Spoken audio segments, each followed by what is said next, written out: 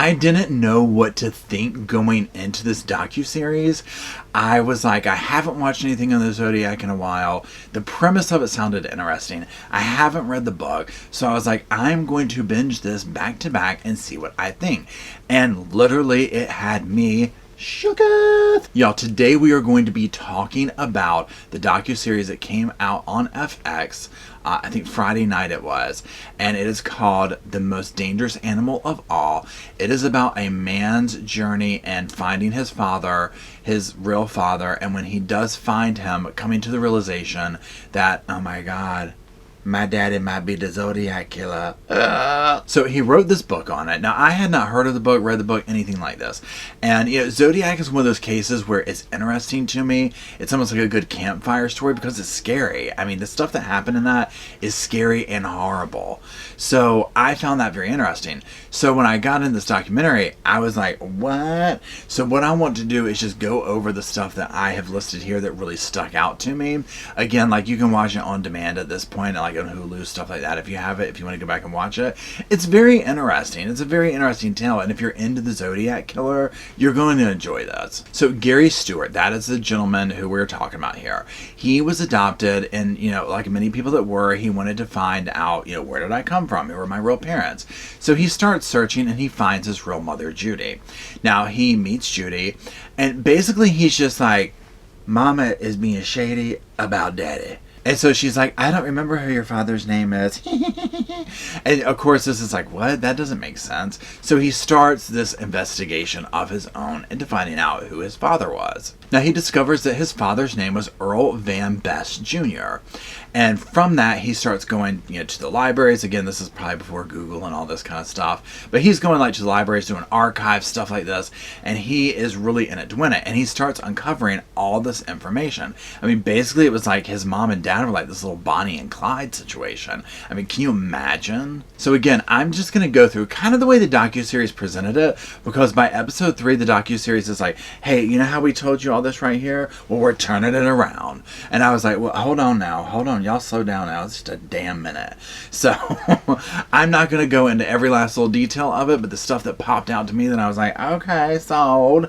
And then the stuff that made me say, well, maybe not, we're going to review now. So the dad was 27 years old, Earl was, and the mother, Judy, was 14 years old. He allegedly met her while she was getting off the school bus.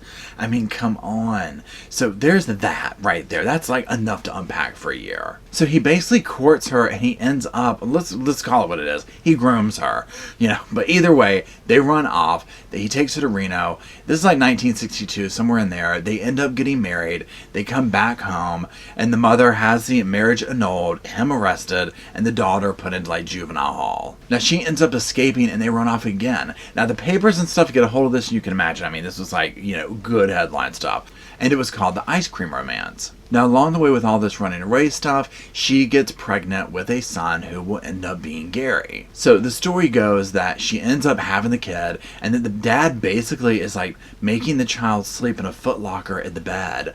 And basically it's just like, I want nothing to do with this kid. He's just getting in our way. And so one day she's gone or something, and the dad takes the baby and allegedly dumps the baby off on a doorstep type situation in Baton Rouge. Well, the mother's kind of like at first like, and I left him after that, and da-da-da-da-da. So when she leaves him, she eventually ends up going back home. Like he turns her in or something. She goes back home. And now the mother, of course, is just like, like the baby ain't coming.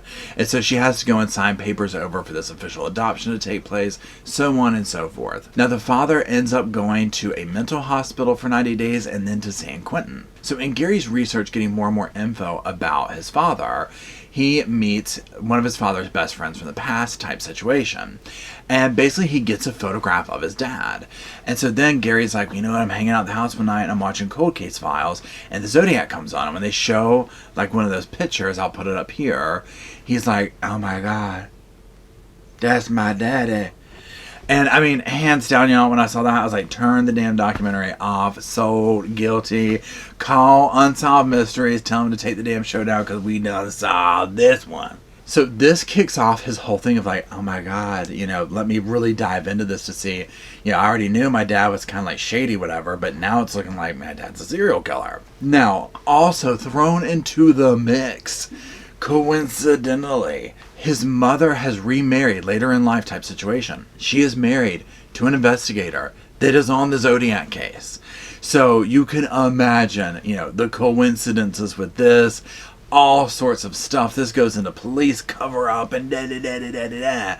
And this also later on, which we'll talk about in a second, leads to also other things being like, we sure about that, Gary? I'm not 100% on this story. So all along the way, Gary is documenting this experience, which is an interesting story in and of itself. So he ends up, as you can imagine, I mean, this is over years that we're talking about this research and talking to his birth mother, stuff like this. So essentially he's like, I basically had like a novel, but I didn't know how to write it. It was too much. So he gets hooked up with a best-selling true crime author, Susan Mustafa. I hope I'm not butchering her name. And she basically, she comes into this docuseries and she's like, well, I had to make sure my reputation was protected because this could cost me my livelihood. And she's like, but you know what? The story checked out. HarperCollins, the publisher, was like, oh my God, this checks out. Let's, this is good. Let's roll with it. So we have the premise all set. So let's talk about some of the evidence that he was like, no, that's my daddy. So the ciphers, this is one of the huge things besides the horrible crimes that he committed that the Zodiac is known for, is creating these really tricky ciphers that he had the press publish and saying that there was a clue in those or whatever.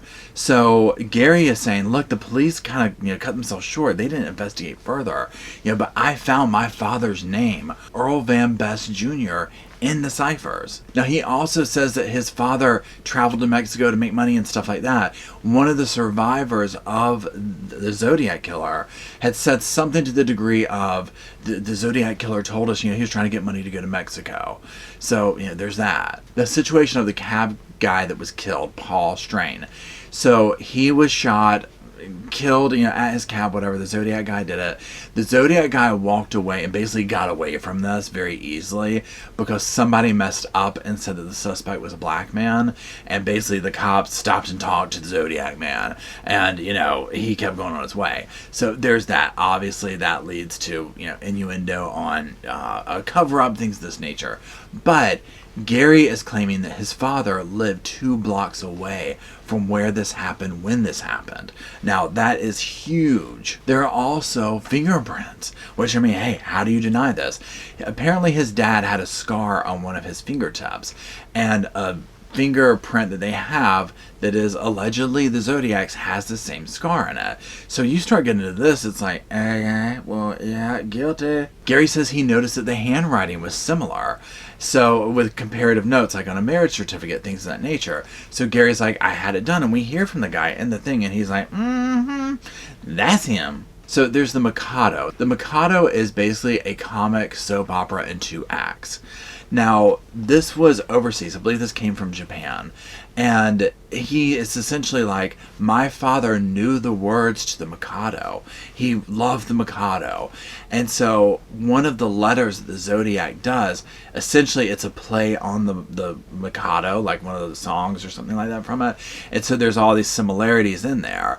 So when he goes into the description of that, it starts looking more and more like, yeah, okay. Now, Paul Avery, a press guy, went to visit his father in jail. He was working on the ice cream romance story, all that type of stuff. Well, when all this Zodiac stuff went down, Paul Avery received a letter, a postcard from the Zodiac Killer, allegedly, and it said something like, your secret pal. So he made this correlation like, look, my dad knew him, but he probably forgot that he knew my dad. And so the secret pal thing was like this nudge, like, hey, look. So these are just a few of the instances that are being brought to the surface in this docuseries. Now, eventually, of course, the biggest thing is, well, where's your father? His father is dead, and he drank himself to death. How are you doing? Now, another next question is, what the hell does mommy think? Mama is offended. His mother is basically like, I read the book, and it's not true. And so they don't talk anymore. This, as you can imagine, ended the relationship. She threatened to sue HarperCollins because basically she started going through and she was like, well, hold on, this doesn't add up. Now, also during this docuseries, he's essentially saying that his mother lied about stuff or hid information from him. For example, it's a back and forth between he said, she said on certain things of his mom's like, well, I thought that I left his father right after he took the baby and dropped it off, but I guess it was a month later. So that part makes both of them seem kind of unreliable. So my take on it is some of the things that his mother is saying, I'm like, well, she might be embarrassed to say she stayed with a guy for another month after he got rid of her kid, if that's really what happened. And Gary's kind of like, okay, well, you're lying because of this and that. It's just not a good situation. And again, I mean, they didn't know each other till later in life, so it's not like there's this true bond going on. So like I said before, at this point, especially once I saw this evidence, I was like, guilty. Plain and simple. Let's crack the case on FX channel on Friday night. Done. Let me write it off on my taxes. So there's that. So then the docuseries takes a turn and they start bringing these other experts in. Because I was just like, well, why hasn't the damn world talked about this? I mean, they solved this damn thing right here. Well, then they start bringing these other experts in and they start interviewing Susan, the co-writer, on this book. And I'm like, I don't think this adds up. So basically online, people start saying that this guy's a flake, this doesn't make sense.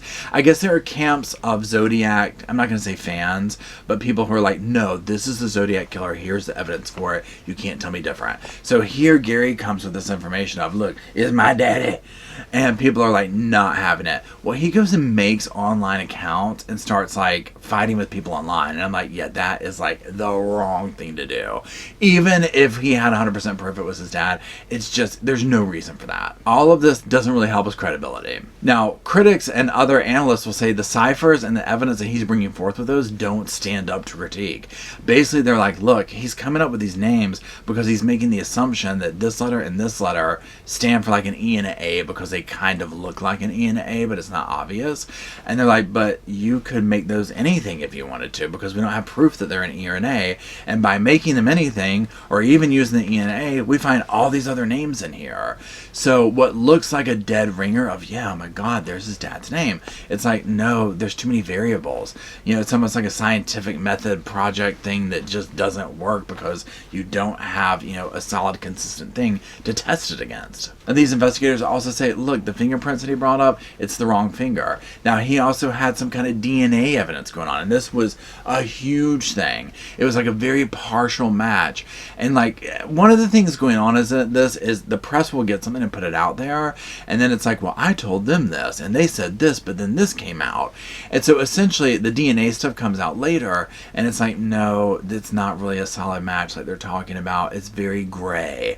Now somebody else, another investigator, goes and they do like a timeline comparing like the known dates that Gary has put in the book, known dates of things where his father was, and he's basically like, look, Gary's father, who we know to be his father, Earl Van Best, goes off grid for like 3 or 4 years, and they're like, it looks like during that time that's when he was out of the country. There's no way he could have been the Zodiac Killer because that's when that happened. He also comes up with this during the aspect of, okay, so Gary's saying that his father lived in the same area as the cab killing, and he's like, but we show evidence that his father did live in that area, but a few years before the cab killing ever happened. So there are these similarities, but the timeline is skewed.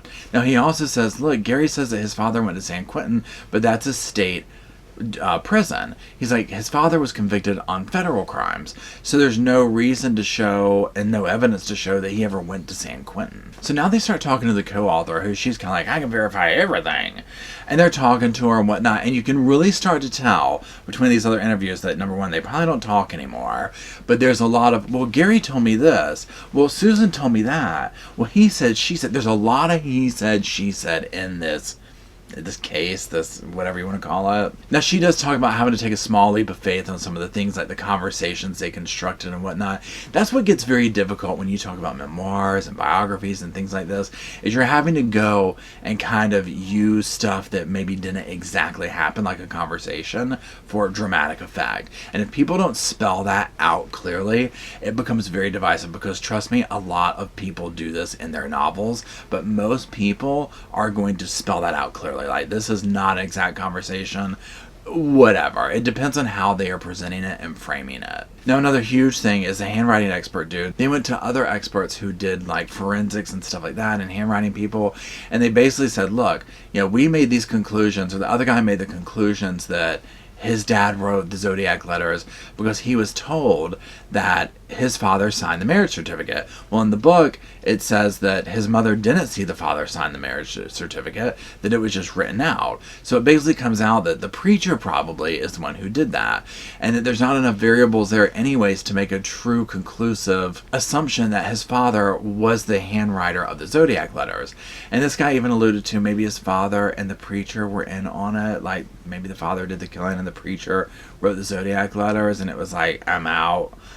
I'm out on this one, y'all. So back to that DNA, they talk about this, and they even show that basically Gary is like, look, when the DNA stuff came out, this investigator was like, I can't exclude your father. So they end up putting the co-author Susan with him, and he's like, look, I wasn't saying I can't exclude the father because of the DNA. He was like, I can't exclude the father because we haven't followed up on everything. I was almost like, that was a generic thing I said, this being framed differently. Now, he did say something to the effect of, this will do your book wonders, and framed properly when it's like, look, I can't exclude your father from this DNA, and this is going to do wonders for your book, is a whole bunch different than what he's saying. And now I'm like, I think he meant that like in a smart ass way, like, oh, this is going to do wonders. Now he says I can't speak to the DNA because it's an open case.